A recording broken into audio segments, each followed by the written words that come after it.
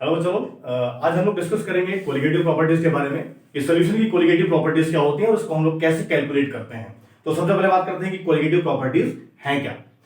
The properties of solution that depends on the number of solute particle and not on their nature are known as colligative properties.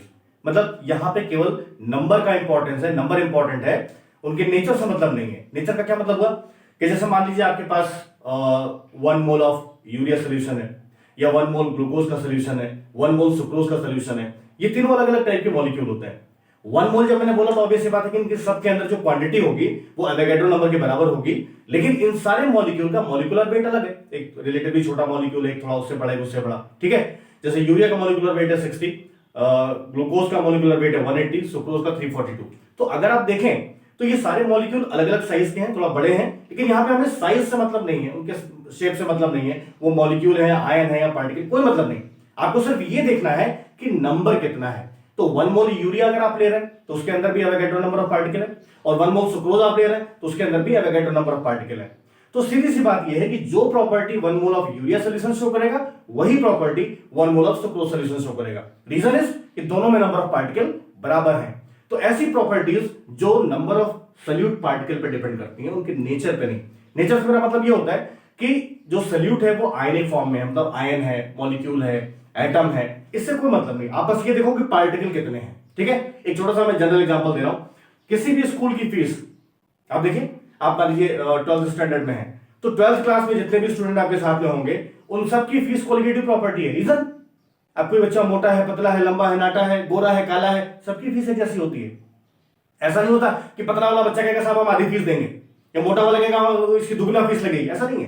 तो school की fees fix है, वो depend करती है कि number of, अगर ये निकालिए कि क्लास 12 में टोटल फीस कितनी आई, तो सीधी सी बात है fees into number of student.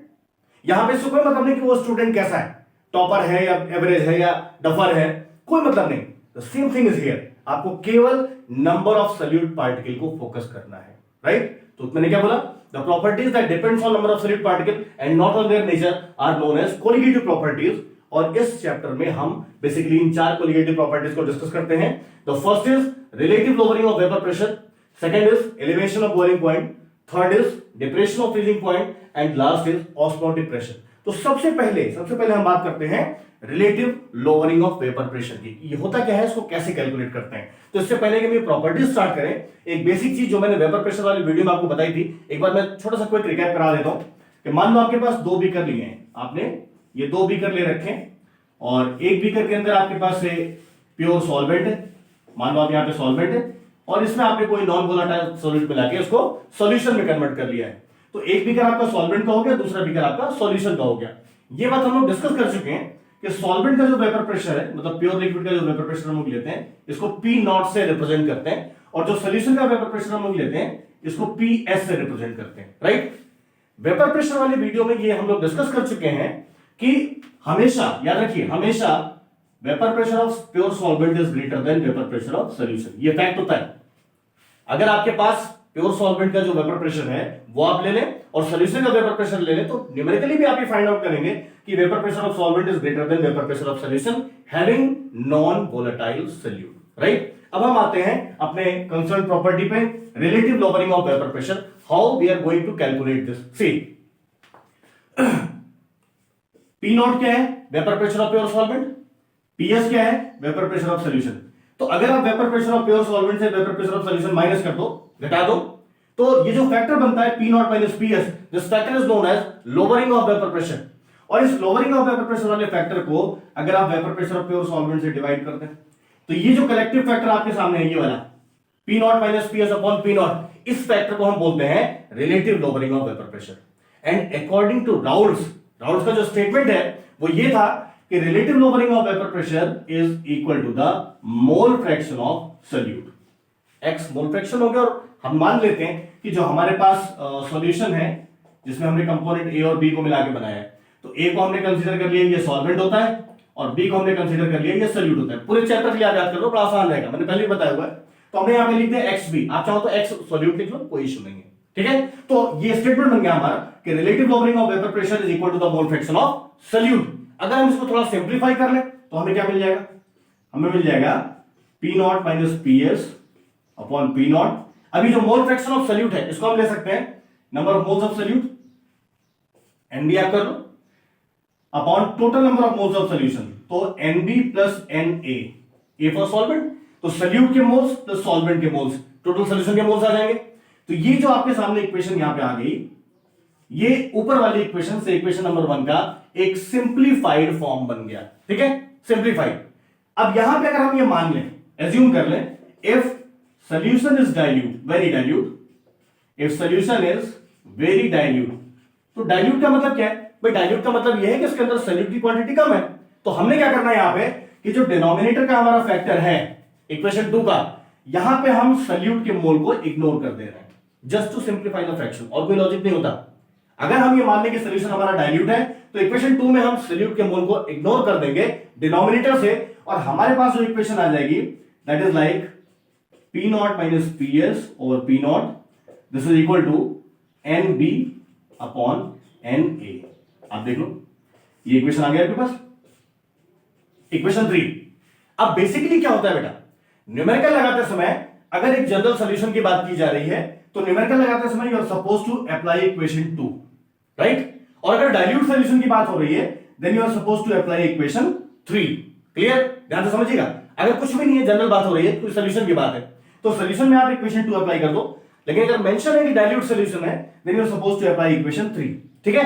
अब कई बार कंफ्यूजन हो जाता है कि भाई हमें कैसे पता लगेगा कि हमें इक्वेशन 2 अप्लाई करनी है 3 करनी है, इसका भी तरीका हम आपको बता रहे हैं। ठीक है, बट अभी आप ये समझें कि आपके पास एक डाइल्यूट सॉल्यूशन है, तो डाइल्यूट सॉल्यूशन के लिए आपने क्या बना लिया, इक्वेशन 3। अब इक्वेशन 3 को अगर हम थोड़ा और सिंप्लीफाई कर दें, समझिए, अगर हम इस इक्वेशन 3 को थोड़ा और सिंप्लीफाई कर दें, तो इक्वेशन हमारे पास आ जाएगी P not minus P S over P naught equal to, अब आप देखो NB है mole fraction, sorry number of moles of solute, N है मोल्स ऑफ सॉल्वेंट, तो this can be written as weight of solute upon molecular weight of solute. भाई moles क्या होता है, वेट अपॉन मॉलिक्यूलर वेट। अच्छा, ये जो मैंने स्मॉल लेटर लिखा है तो रटना नहीं आपको, आपको पता है कि सॉल्यूशन में सॉल्यूट जो होता है वो कम होता है, स्मॉल क्वांटिटी में होता है, small quantity small letter, confusion नहीं होगा। तो ये weight of solute upon molecular weight of solute into molecular weight of solvent upon weight of solvent. अब ये इक्वेशन आप देखो, ये इक्वेशन 3 का ही एक सिंप्लीफाइड वर्जन मैंने बना दिया यहां पे, तो ये इक्वेशन मान लो आपकी 4 आ गई। ठीक है, अब इक्वेशन 4 को अप्लाई करके आप किसी भी डाइल्यूट सॉल्यूशन में relative lowering of vapour pressure calculate कर सकते हैं। अब एक ट्रिक की बात क्या है, अगर आप इक्वेशन 4 को ध्यान से देखो तो ओवरऑल यहां पे 6 वेरिएबल हैं। 6 वेरिएबल कौन से? Vapour pressure of solvent, vapour pressure of solution, wait of solute, molecular weight of solute, molecular weight of solvent and weight of solvent. अब यहां पे 6 वेरिएबल है, सिंपल मैथ की बात कर रहा हूं, आप न्यूमेरिकल ध्यान से पढ़ो, कोई भी 5 आपको दिए होंगे, छठा आप निकाल लोगे। ठीक है ना, मतलब 5 वेरिएबल अगर आपको पता है तो 6th वाला आसानी से अपने आप निकल जाएगा। और अगर आप न्यूमेरिकल की प्रैक्टिस करें इस टॉपिक से, तो आप देखेंगे in most of the numerical हो सकता है आपको वेट ऑफ सॉल्यूट कैलकुलेट करने के लिए बोल दिया जाए, बाकी फैक्टर दिए होंगे, या मॉलिक्यूलर वेट ऑफ सॉल्यूट निकालने को दे दिया जाए, तो बहुत पूछा जाता है molecular weight of solute. In most of the numerical you can get PS भाई वेपर प्रेशर ऑफ सॉल्यूशन कितना है ये पूछ लिया गया, या कभी कभी आपको ऐसा भी न्यूमेरिकल मिल जाएगा जहां पे वो पूछ रहे हैं what is the lowering of vapour pressure, तो ये पूरा फैक्टर आपको निकालना है P not minus P S. तो मेरे कहने का मतलब कहीं कोई दिक्कत नहीं होने वाली है, बड़ी आसानी से आप लगा लोगे। और लास्ट में एक ट्रिक मैं आपको बता रहा हूं, हमने बात करी थी जब जनरल सॉल्यूशन की बात होती है तो जनरली हम इक्वेशन 2 अप्लाई करते हैं, और डाइल्यूट सॉल्यूशन की बात होती है इक्वेशन 3 अप्लाई करते हैं। बट कई बार बच्चे कंफ्यूज हो जाते हैं कि साहब हमको पता नहीं चल रहा है कब हम 2 लगाएं कब 3 लगाएं, लिखा है या नहीं लगा, हम क्या करें? आप कुछ ना करो, ठीक है? आप ये जनरल इक्वेशन मैं आपको बता रहा हूं, आप ये इक्वेशन ले लो, P not minus P S upon P S, change समझ में आ रहा है ना? This is equal to weight of solute upon molecular weight of solute, weight of molecular weight of solvent and weight of solvent. ये equation of 5 लगा लो। अब ये जो इक्वेशन 5 मैंने यहां पे लिख रखी है, आप इस इक्वेशन को डाइल्यूट सॉल्यूशन पे लगा दो, कॉन्सेंट्रेट पे लगा दो, किसी पे लगा दो, सब पे काम करेगा, कहीं कोई दिक्कत नहीं होने वाली है। ठीक है, तो न्यूमेरिकल के लिए आप जज कर लें, आप इक्वेशन 2 लगा रहे हो 3 लगा रहे हो, नहीं कंफ्यूजन हो रहा तो आप सीधे इक्वेशन 5 लगा दो, कहीं कोई दिक्कत वाली बात नहीं है, you will get the answer accordingly. ठीक है, और एक लास्ट पॉइंट कि ये relative lowering of vapour pressure experimentally हम लोग कैसे कैलकुलेट करते हैं, तो इसके लिए एक एक्सपेरिमेंट किया गया था, ओस्टवॉल्ड ने किया था, तो उससे आप relative lowering of vapour pressure calculate कर सकते हैं। अब इस पार्ट में अगर आपको कहीं कोई दिक्कत आए तो आप इसको दोबारा से देखिए, अगर फिर भी क्वेश्चन सॉल्व नहीं होता तो आप मुझे व्हाट्सएप कर दीजिएगा, ठीक है। I will discuss your problem. But एक बात यहां पे और मैं आपको बता दूं, ये जो एक्सपेरिमेंट था relative lowering of vapour pressure से रिलेटेड, इसमें ये जो फैक्टर है ना relative lowering of vapour pressure का, this one P not minus P S upon P not, ये फैक्टर किसके बराबर होता है?